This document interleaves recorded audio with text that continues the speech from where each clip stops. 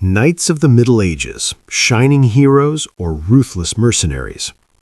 Mention the word knight, and images of shining armor, noble quests, and damsels in distress immediately spring to mind.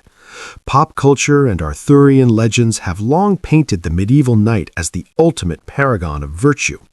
But look closer at the historical record, and a much darker, bloodier picture emerges.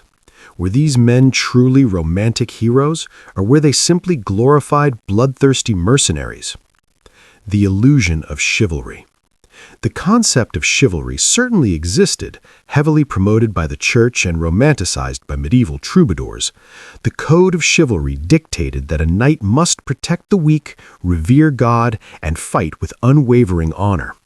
However, this code was largely an idealized standard, a desperate attempt by religious and social leaders to rein in and control a highly volatile, violent class of heavily armed warriors. The business of bloodshed.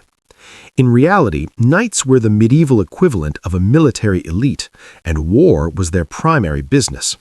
The economics of knighthood were staggering. War horses, custom-fitted plate armor, and an entourage of squires required immense wealth. To sustain this lavish and violent lifestyle, knights heavily relied on the spoils of war. Capturing rival nobles for exorbitant ransoms was far more lucrative than killing them, making medieval battlefields function almost like violent financial markets.